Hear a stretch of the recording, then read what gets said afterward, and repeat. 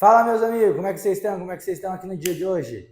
Joy Boy, futuro rei dos piratas, estou aqui com meu chapéu de palha, quem vos fala. Hoje para falar sobre o capítulo 1183, que conta mais sobre o passado do Brook e da Gunko, ou Princesa Shuri, como ela era chamada, que era o título dela no antigo reino, agora caído de Hesperia. Então bora lá, meus amigos, para o vídeo, falar desse capítulo, o capítulo 1183, com o título de Bom Dia, Sereia. E a luta entre o Imu e o Loki continua a porradaria ali. E o Imu fala que Ratatoskr, né, Ragnir, ou Ratatoskr, continua aguardando durante muito tempo alguém para que ele pudesse se vingar de Mu. Então teve uma treta muito grande no passado. E alguma coisa aconteceu, e isso envolve Nidhogger, Ratatoskr, que é o Ragnir, né, que é o martelo, e o Imu. Tanto que no capítulo passado, inclusive, o Imu chama o Nidhogger, né, que é o Loki, de traidor. E a gente vê que tem uma vingança ali, tem uma mágoa ali. Aconteceu alguma coisa entre eles eram amigos e depois brigaram. Semelhante ao que deve ter acontecido também com o Imu e Joy Boy. Eram amigos, né? E por algum motivo brigaram. Aconteceu alguma separação e cada um foi para o seu canto e não se tocaram mais. E o Loki fala que ele nunca encontrou alguém tão durão quanto o Imu, que ele é osso duro de roer mesmo. E os dois ainda continuam se atacando com golpes mútuos. E vamos ver no que vai dar essa luta, né? Porque vai ser uma luta até a última gota de sangue, como a gente percebe. Com certeza vai ser uma luta até a última gota de sangue. Do jeito que o Loki é, e o Imu provavelmente não é um cara que também só vai parar quando o inimigo tiver tombado. Então essa luta vai durar muitos capítulos ainda. Logo após no mangá, o frame já troca para Zaza, que está capturando as crianças. Killigan percebe que já tem 7 crianças, que já é o suficiente, e ele já quer se mandar. Ele até diz: bora, Zaza, já tem 7, já é o suficiente. Com 7 crianças eles já conseguem fazer o que eles querem. Porém, os pais das crianças, os gigantes, eles se revoltam e eles começam a pegar suas armas e partir para cima da Zaza, partir para cima do Killigan, sem pensar em nada, sem pensar que eles ainda estão com as feridas abertas. E o Chopper alerta eles: ô pessoal, cuidado, vocês ainda estão com as feridas, desse jeito vocês vão morrer.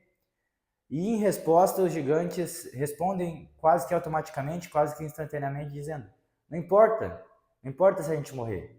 Porque como eles vão continuar vivendo, sabendo que ao invés de lutar, eles deixaram os seus filhos serem levados para vai saber o que ia ser feito com os filhos deles, e enquanto eles ficavam se recuperando. Não, então eles preferem morrer do que ficar ali descansando ao ver os filhos deles serem capturados para serem escravizados. Isso é muito bonito. E 9 capítulos atrás, no capítulo 1174, que tem o título de A Coisa Mais Forte do Mundo, os mesmos pais, os mesmos entes queridos, né, professores, irmãos, todo mundo, eles abraçaram as crianças no capítulo 1174, lembra? Lá quando o Somers faz aquele deboche, que ele estava se comovendo, né? Mas se comovendo de mentira, ele estava debochando dos pais, que ia todo mundo morrer, no caso, por causa que eles estavam abraçando os filhos e iam cair do precipício, né? Daquele penhasco para a morte. E bem no fim isso não acaba acontecendo, porque o Loki, bem na hora, transformado em Nidhogg, salva eles. E uma coisa interessante é que o Nidhogg, ele na mitologia nórdica, ele carrega os mortos nas suas asas, e ele é o arauto do fim do mundo. E isso aconteceu no capítulo 1174. Só que, claro, os gigantes não estavam mortos ainda. Eles eram para estar mortos, mas eles estavam vivos. E assim como eles continuam vivos hoje. E para tu ver, aquele sentimento do capítulo 1174 se repete agora no capítulo 1183, 9 capítulos depois. Porque eles ainda estão quentes da batalha e eles não querem deixar os filhos deles, que eles amam tanto, serem levados. E isso, meus amigos, é o poder do amor, é a força do amor. E uma outra coisa que aconteceu foi que o Sanji chegou bem na hora para confrontar o Killian, né?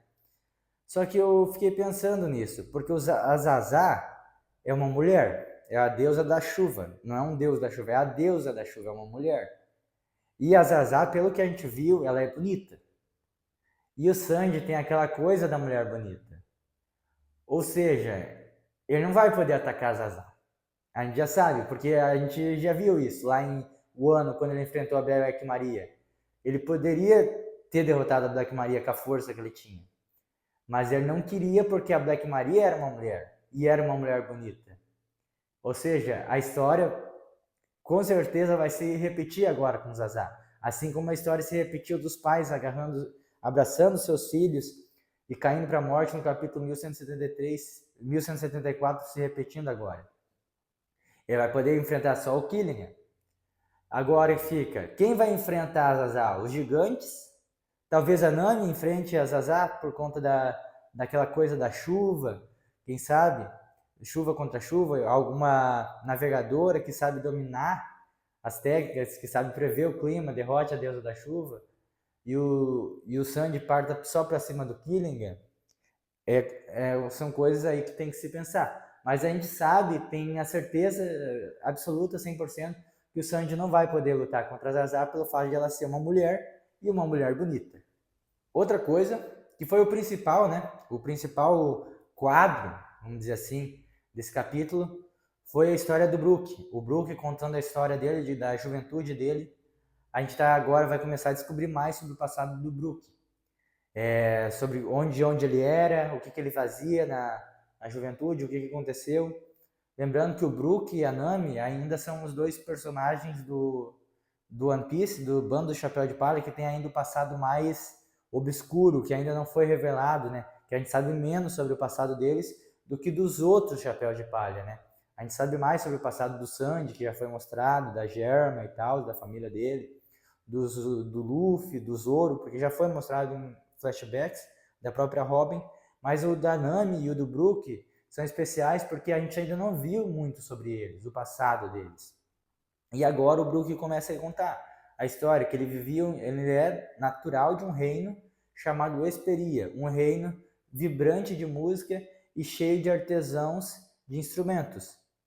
E até a própria temática no reino, você vê ali no mangá que tinha os jardins do reino, tinham notas musicais, flores em formato de notas musicais, era tudo muito bonito, era tudo baseado realmente em música, né? E a gente descobre que o Brook era o capitão da escolta real do reino de Esperia. E esse reino de Esperia tinha um rei, que era o rei Wundin, tinha uma princesa, que era a princesa Shuri, que é a Gunko, que a gente sabe que é a Gunko. Inclusive o próprio Brook ali, quando ele está contando, ele começa, né? Pô, mas não faz sentido, se ela deveria ter 77 anos. E a gente sabe que a Gunko não está com a aparência de uma mulher de 77 anos, ela está jovem, como se fosse uma mulher de 20 ou 25. Mas claro, o Brook não sabe, mas a gente sabe que o Imu, com o Maki dele, além de ele poder dar a imortalidade da questão de regeneração, de a pessoa levar um golpe forte, um tiro, um corte de uma lâmina e poder se regenerar, além ainda tem a imortalidade da juventude perene, de a pessoa passar os anos, passar 50, 100, 200 anos, e a gente vê que a pessoa está do mesmo jeito. O Saturn, por exemplo, quando fala lá que o robô gigante, o Emeth, invadiu Maria Joa, as terras sagradas de Maria Joa 200 anos atrás, 200 anos depois ele ainda é exatamente o mesmo. E a mesma coisa vale para os outros Goroseis, os outros anciões.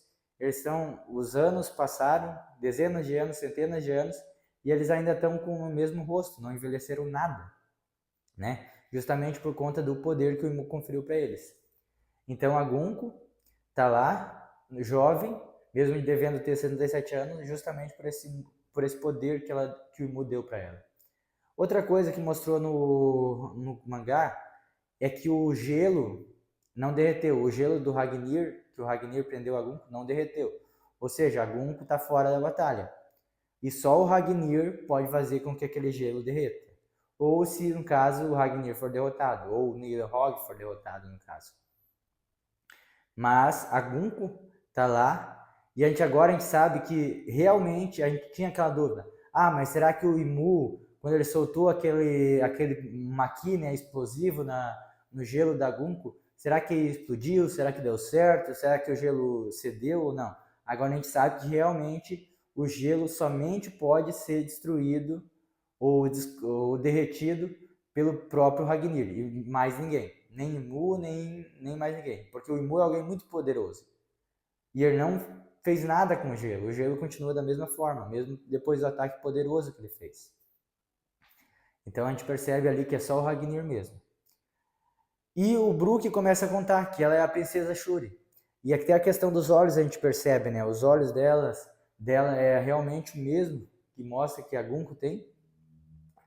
E a gente vê que o Brook e a Shuri, na época com 7 anos, porque o Brook está contando uma história de 70 anos atrás, eles eram muito próximos. O Brook tinha uma relação muito próxima com a família real por ele ser o capitão da escolta, da escolta que realizava a escolta para a realeza, né, do reino de Hesperia. E certo dia eles foram atacados por uma gangue chamada Gangue da Cavalaria. E tinha essa gangue, estava atrás da rainha, que é a rainha Candil, uma moça jovem e que o Brook era apaixonado por ela. Mas essa moça jovem era muito forte. E no momento que ela saiu do teatro, que ela estava numa ópera assistindo uma peça, os membros, né, dessa cavalaria automaticamente são cortados, porque o Brook já tinha cortado eles. Ou seja, o Brook já tinha aquele golpe da lâmina antes, há muito tempo, desde a juventude dele. E eles nem perceberam. E ele realmente, depois de horas, eles foram sentir o golpe. E isso é muito legal do Brook, um golpe muito legal do Brook. E o capítulo também conta que tinha 2 estrelas no reino que se destacavam além das outras, que brilhavam mais do que as outras estrelas. Eram Candil, a rainha, que era belíssima, que era a antiga capitã da guarda real, da escolta real, e agora é a princesa, e o Brook, que é o atual capitão da escolta real. O mangá também fala ali que a Gunko, a princesa Shuri, né, foi levada para Maria Joas, e o Brook mesmo fala isso, que a princesa Shuri foi levada para Maria Joas depois de um tempo. Nesse capítulo ainda não mostrou, mas em capítulos posteriores com certeza vai mostrar. E o Brook já percebe. Claro que para nós, a gente já sabe o que é o Tome Reverse, o que é o Maqui, né? Mas para os Chapéus de Palha lá dentro da obra, eles estão descobrindo. O Brook ficou confuso por conta da Gunko ser tão jovem, sendo que ela já deveria ter 77 anos. Agora eles estão descobrindo. Ele analisou a Gunko e percebeu que ela tinha uma personalidade inicial, uma personalidade quando ela soltou eles, e uma personalidade depois demoníaca, e quando ela foi, né, possuída de novo pelo Imu. Então eles estão descobrindo o que é o Dome Reverse, o que é o Maqui, e o Jinbe fala, ele não ia acreditar nessa história toda se fosse um momento aleatório da vida, ele está lá na Ilha dos Tritões e alguém falasse isso para ele. Mas depois do que aconteceu, depois do que ele viu dos gigantes se tornando demônios e tal, ele percebe que existe uma seriedade, existe uma verdade por trás daquilo ali. Existe algo complexo por trás daquilo. Né? Algo que sem uma experiência, numa situação cotidiana normal da vida, você nunca ia entender. Mas quando você experiencia algo, quando você vê algo, algo muda dentro de você e você percebe e começa a ver coisas que antes você não via. E pensar o mundo também de uma forma diferente. E esse foi o capítulo. Eu espero que vocês tenham gostado do vídeo. Espero que vocês se inscrevam aí na tripulação do Joy Boy, para entrar na tripulação do Joy Boy, para fortalecer a tripulação do Joy Boy, para entrar na tripulação que vai chegar em Laughtale, para a gente chegar em peso em Laughtale, na última ilha, a gente descobrir o tesouro One Piece. E eu quero muito que você entre na minha tripulação para me acompanhar nos capítulos futuros até a chegada em Laughtale. Se você gostou também, curte o vídeo, dá um likezinho, porque isso ajuda muito. Deixa um comentário aí para a gente criar uma comunidade, para a gente ir dialogando sobre teorias, sobre fatos, o que a gente já sabe, o que pode acontecer, porque o One Piece está se tornando cada vez um ambiente cada vez mais fértil para teorias, né? Por conta da quantidade de revelações que o Oda está colocando na obra, de elementos novos que o Oda está colocando na obra. Então, espero que você tenha gostado. Se inscreva, curta, compartilha com seus amigos que também gostam de One Piece, deixe um comentário e bora lá rumo ao Laugh Tale. Com Joy Boy, o futuro rei dos piratas.